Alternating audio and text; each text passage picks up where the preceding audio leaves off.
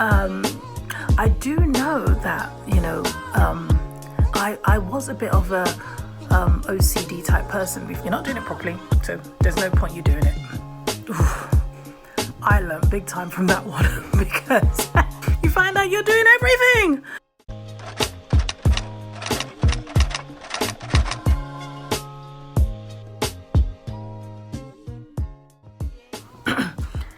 Hi guys, welcome back to my channel and welcome back to the final part of this series around parenting. Guys, do stick around till the end of the video because it gets juicy. If you guys watched previous videos, you know that we covered ages between 0 to 7 and then 7 to 11, and now we're looking at the ages between 11 and 16. And I go up to 16 because that's as far as my experience goes up to, unfortunately. Okay, so as I've said in my previous video, this is just purely my experience. This is my experience that I'm sharing with you. This is not me giving some type of rule on how to parent. Everyone knows. I'm hoping will know how to parent. I've gone through a lot of experiences with my girls. And just thought it'd be fun to share it and take whatever you want to take from it. So getting straight into it. So looking at the ages of 11, my youngest one, she's just turned 12. So looking at the ages between 11, just before they turn teenagers, it's a very interesting age because they're transitioning, aren't they? They're kind of moving from, that primary school age, now going into big girl school and having to deal with kind of big girl, a lot of big girl things. And it's a huge transition for them, huge for them emotionally. It's huge for them psychologically, physically as well. My daughter, I call her a young 12-year-old. And when she was 11, she was always a young 11-year-old. She was always kind of like behind in that sense. So yeah, it was quite emotional. It was really quite emotional just getting her into school.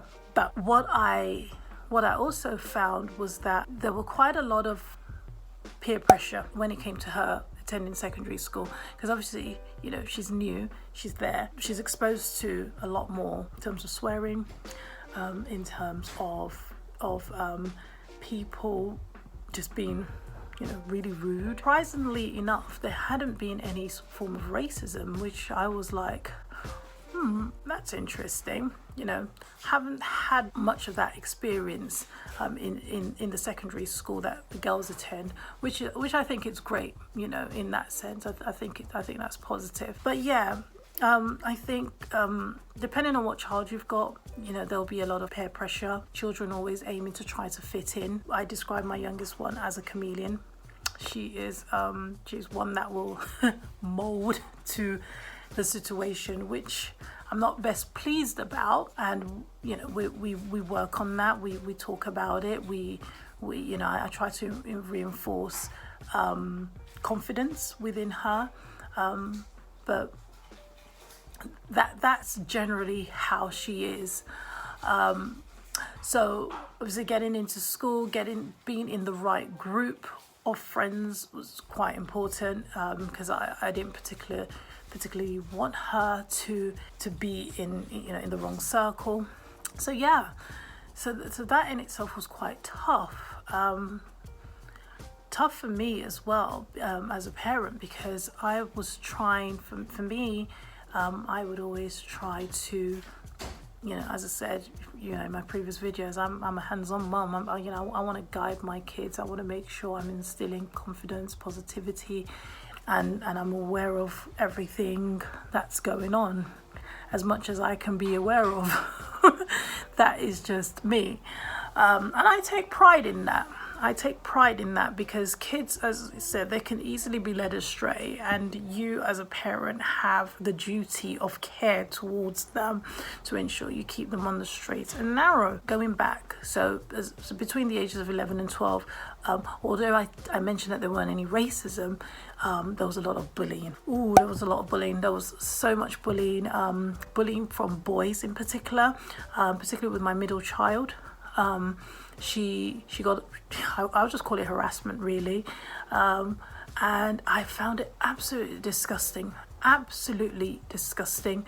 I was a mum that certainly raised that complaint. I would raise the complaint. I would make sure these kids are being addressed, dealt with. There was actually one particular incident.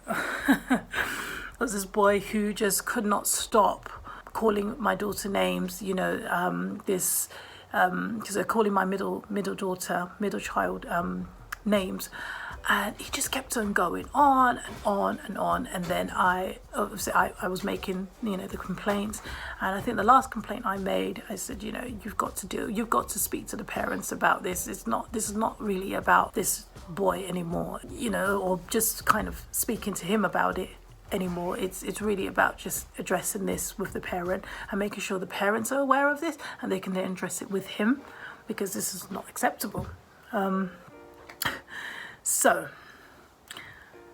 2 weeks, probably 2-3 weeks after that, I went in for parents' evening. We happened to see this boy, okay, and he was with his parents.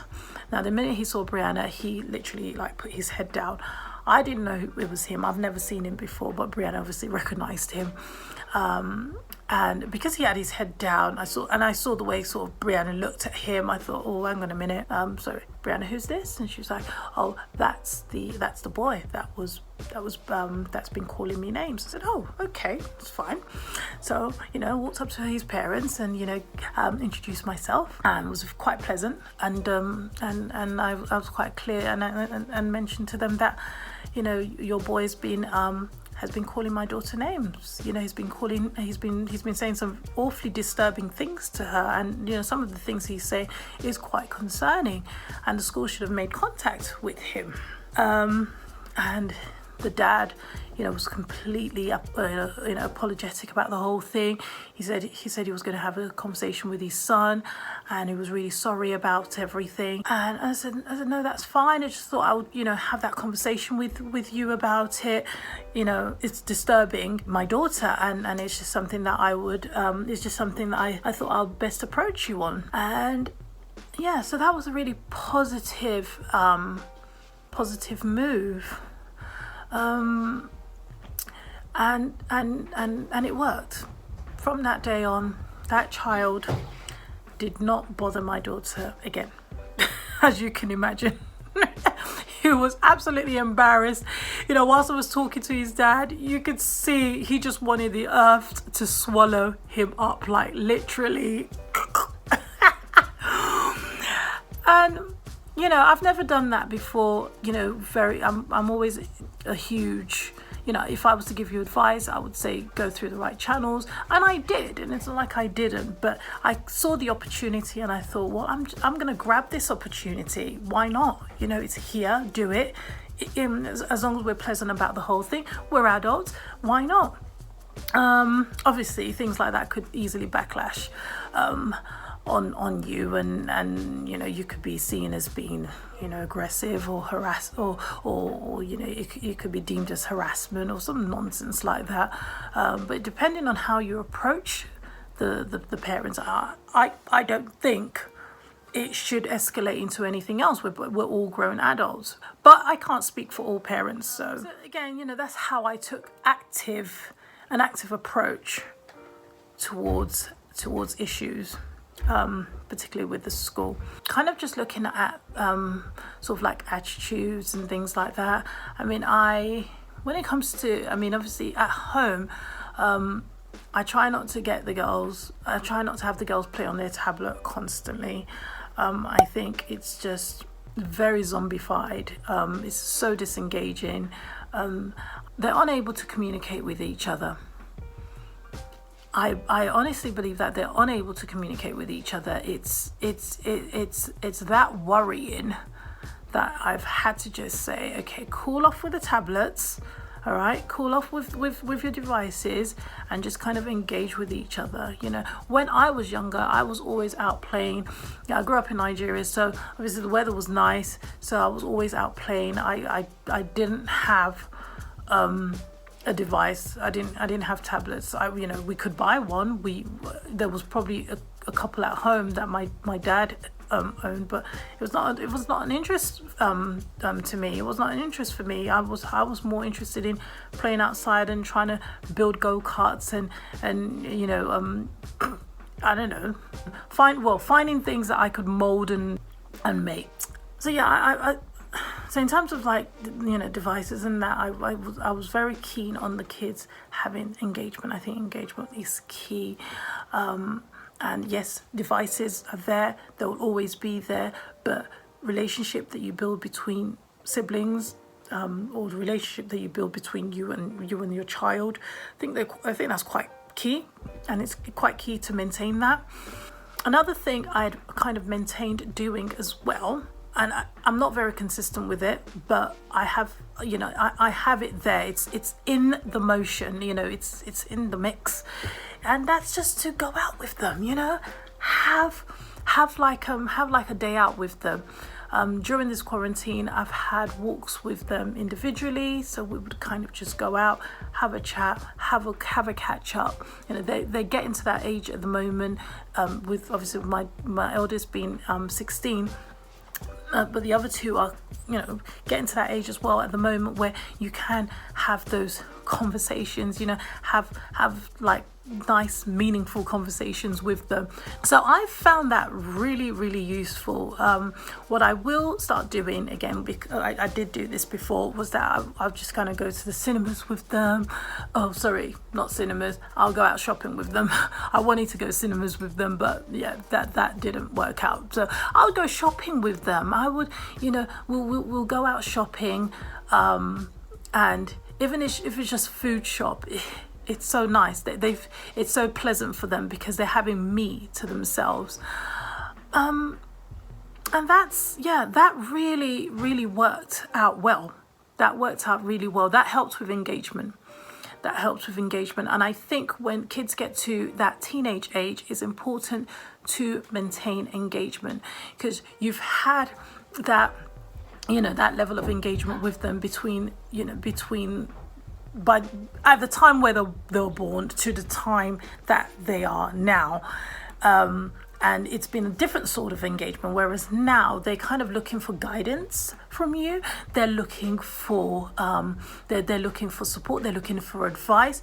You have, in some ways, you've set them up, okay, and that's why going through the 0 to 7, 7 to 11, going through that process in a very tactful way, I think is quite key, because you're setting yourself up and you're setting them up for those teenage years, those years where they should come to you when there's a problem. So yeah, that in itself is quite key in that sense. So obviously you get times where some kids might gravitate to doing chores more than some. It's that thing, isn't it? Not everybody likes doing chores. I think when I was younger, I probably only done, the only chores I liked doing was, what was it? Oh, I can't remember it now. It was washing plates. Oh my God, I loved washing plates. Now I hate washing plates, partly because your hands get really dry. So I'm quite happy having a dishwasher. You get times where they don't necessarily like doing chores. So, you perhaps maybe just need to come up with a bit of a rota, which is what I done, came up with a bit of a rota, had a bit of a sit down with them and said to them, right, okay, introduce it to them properly. Not just kind of saying, oh, you do this, you do that. Saying, right, this is our house. We need to keep it nice and clean. And how do we do that? We've got to make sure we clean it. That's the only way we maintain it. We keep it nice and clean, and we keep it looking new. That kind of helped them to come on board. The cleaning, the chore train. I 100% encourage it. Everyone has their view on that one. you know, not everybody would want to do it, but I think within that age bracket, I think it's a great way to introduce it. Once they go to university, they're sorted. I do know that, you know, I was a bit of a OCD type person before. I've kind of become a bit more relaxed in that now, whereas before I was more like, right, you're not doing it properly, so there's no point you doing it. Oof. I learned big time from that one because you find out you're doing everything. Remember, we're trying to build up, you know, strong, self-sufficient, independent, balanced human beings, okay? And that's part of it as well. If you do too much for them, they will never learn, you know. So you've got to, I think as a parent, your duty of care, and that is part of care, is to introduce that to them. And as I said, it takes the pressure off of you as well.